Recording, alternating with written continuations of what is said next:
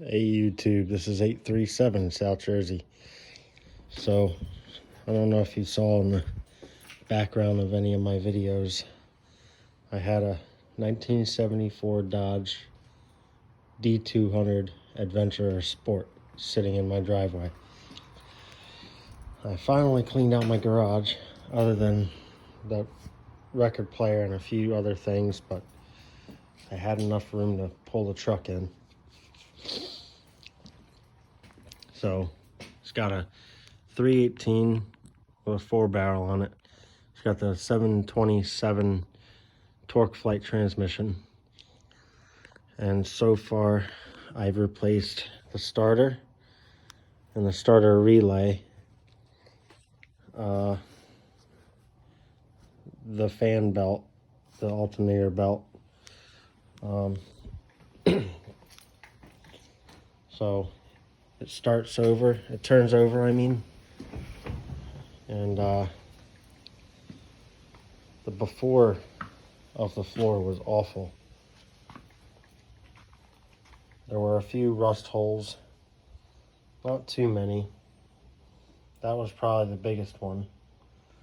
And instead of buying floor pans for 60 bucks a piece, I figured I'd spend $10 on a piece of sheet metal and cut it, silicone it down with what was it, RTV or the marine grade silicone, and then self tappers. And then I went over the entire floor with the Rust-Oleum hammered. This is it right here. That stuff. I'm going to put the flooring back down. This is just to further prevent rust. Unfortunately, I have blue interior. At least I have a black dash that is not cracked. As far as sound deadening, I'm not going to buy that rubber padding. That stuff is way too expensive. Instead, I have this stuff. It's pretty thin, but I'm going to double it up. And then I still got to scrub the vinyl. It's pretty bad, but it's all there. I just took the seat out the other day, and obviously it's a bench seat, but the driver's side has the handle. That handle pulls a thin metal cable.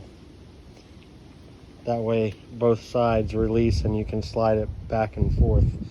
Well, that cable was snapped. It was a hard cable, not a flexible cable. So what I did, I just got done cleaning the seat. I took stainless steel cable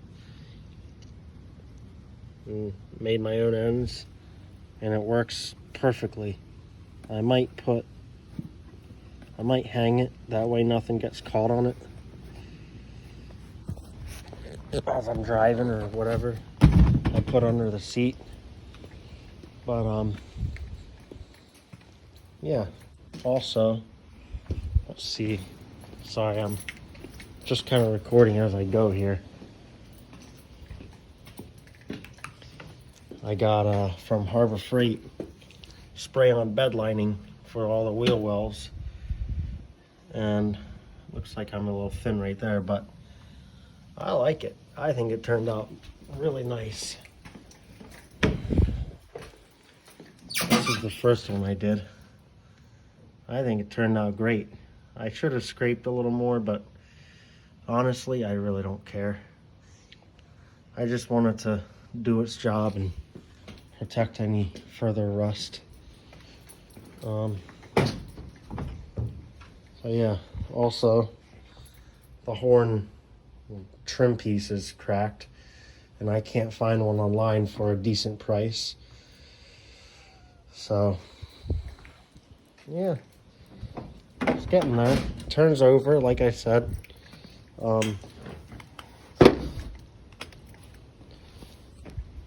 It's got this toolbox, this little storage box on the side, but I gotta replace one of the hinges, or two of them actually.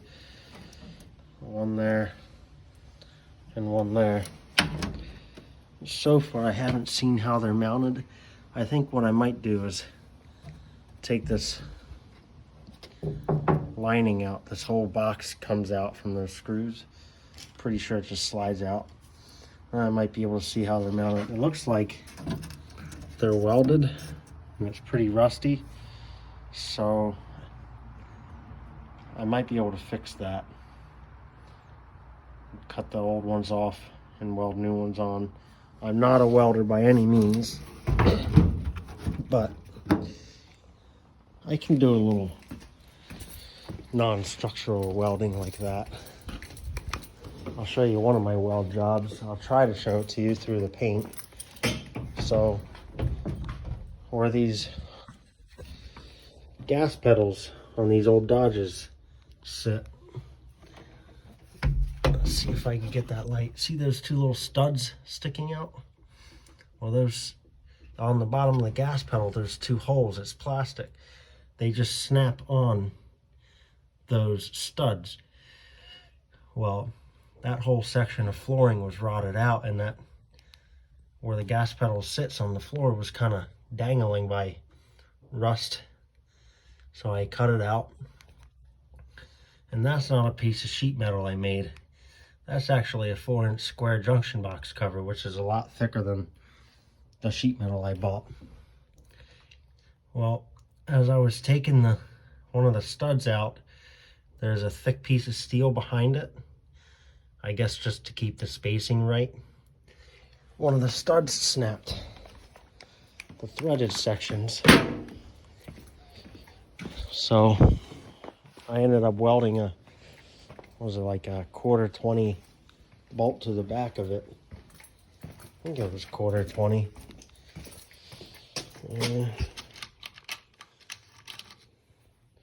Yeah, I cut the end of one of these bolts off. I think it's a 1/4-20. And that's what the threads were, I think. If not, they are now. And drilled and tapped my own threads into that piece of metal, because I had to drill the threaded section out because it was stuck in there, which was actually easier than you would think. But I welded that to it, and I wasn't happy with it, so I just welded it all together. Now it's all just one piece. Sorry, I'm just walking around. So yeah, here's the gas pedal. So there's two studs, just kind of clip into those two little holes. Just kind of pops on there, and it hinges. It uses them as a hinge, and then it pushes on the that thing, the throttle arm, whatever you want to call it, which is attached to the cable, which attaches to the carburetor. So yeah, I made sure I got my spacing right. I actually got it dead on, and I'm happy with it. And I'm happy with the way this is turning out. I know I tried heavy wire brush, really heavy wire brush on the floor just to knock it loose. Then I used a thick scraper, not a wide one, because I wanted to be able to push through some of the stuff. If it was too wide, it would get caught up too easily. But this thing is not flexible. So I knocked off all the really heavy rust, vacuumed it all up. Then I used my battery leaf blower to blow all the dust out of the truck. And I coated one side at a time. That was yesterday. I coated both sides. Today I did the back, and I even did inside of them. You can see daylight through there. That's going to be patched from the outside, because it's not really the rocker panel. That would be located right here, but on the other side. I also noticed as I was painting that I missed a hole right there. Well, there's the outside holes, and of course it dripped through, but whatever. But I missed a hole, so I'll just cut. There's the piece of sheet metal I bought right there. I'll just cut it, and I don't know how I'm gonna get my drill back in there. I might just end up siliconing it in, since it's not like my feet are gonna be hitting into it or anything. So yeah, today's day 3 or 4 working on the truck, and yeah, it's coming along. So I'm thinking, and my wife likes the idea, once I get all the body work done, which there really isn't much, it's pretty straight, other than some rust issues, major rust issues right there. But anyway, once I get the truck all done, running, driving, even roadworthy, thinking about painting it all black. But my idea, let me tuck these rubber seals in, this is what I want to do. I want to paint the truck black, but you got this body line right here, and all the trim is there. I was going to do a two-tone paint job, so the top half will be black, you know, gloss, and the bottom half was going to be orange, almost like the General E or something like that. I'm not trying to make this into a race truck or anything, you know. I just want it to look nice and stand out a little bit. But she doesn't like the idea of the two-tone. So I'm having a second idea, is doing the whole truck black, but doing this trim in that orange. Can't get back far enough to get the whole truck, but I don't know. I'm debating. I think I might do that trim orange. That way I get a black truck like I've always wanted, a black Dodge, but I also get a little orange in there, which I like orange.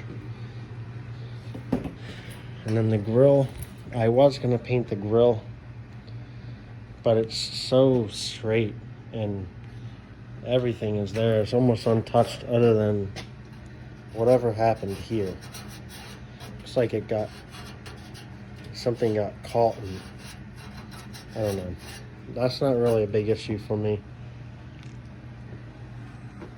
But I've seen when people paint these grills black on a black truck, it just doesn't look good. But I want it to stand out too, so I might do some kind of an accent. What I might do is paint, I might leave this shiny, not chrome obviously. I'm gonna brush it up and put maybe a clear coat on it so it shines a little bit. But I might do the grill black, but leave this giant rectangle around the whole grill aluminum. I don't know. I might have to draw a picture and color it in and see what I think. But I think that would look pretty sleek. So, and like I said, I'm not going for race truck because it's a 3/4 ton. You know, it's probably slow as anything. But this is my first truck. Where is it? Pardon me. Sorry, I'm pulling out an old picture. That's my first truck. That was a 1975 Dodge D200. But that thing had towing gears. And that thing I mean, you did like 40 miles an hour at like 5,000 RPMs. Maybe exaggerating a little bit, but it was really slow. But it's pretty much the same truck, other than this is an Adventurer Sport, and this one was just a regular D200. Now I can say this is my fourth Dodge. I've had three 1975s, and now I have one 1974. One of the 1975s was a club cab. All of them were two-wheel drive. The club cab had a 360. That was my only 360.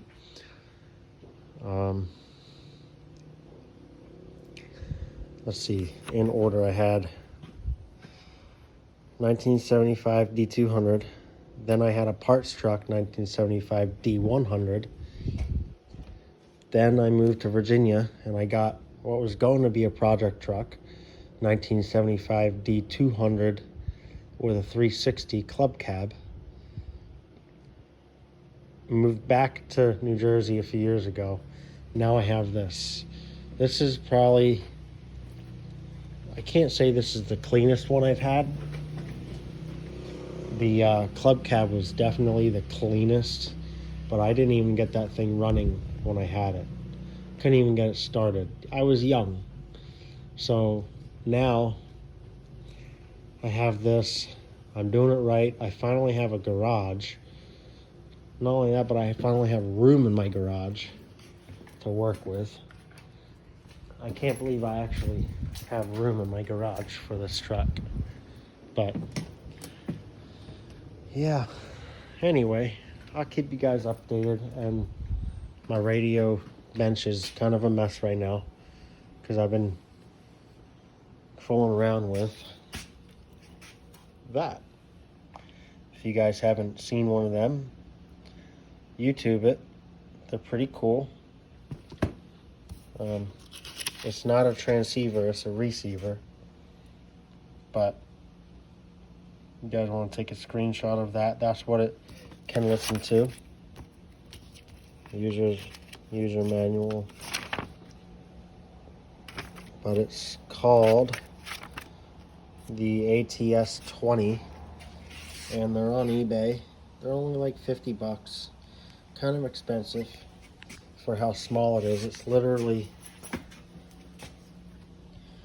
the size of a wallet, and then a little twice as thick as a wallet if you don't have any cash in your wallet. But this is a regular trifold wallet. That's how big it is. But it's well worth the investment. But anyway, that's not what this video was about. It was about the truck. I have a lot more work to do, but not as much as I was anticipating. I'm hoping to get this thing on the road by at least the end of the summer. I'd like to see it by midsummer if I can. Once I get this thing 100% perfect, other than completely rebuilding the engine because I don't have the money for that, I just want to get it running, driving, stopping, without stalling, without leaving me stranded like my first truck did. I'm considering getting rid of that. Not only, I love my truck, I absolutely love it, but I don't want to make any more payments. Not that it's killing me, but then again, gas prices are insane, and this might suck on gas. So I don't know. This might just be a weekend truck. We'll see. But I am considering getting rid of my truck. So anyway, that's it for now. 837 saying 73s.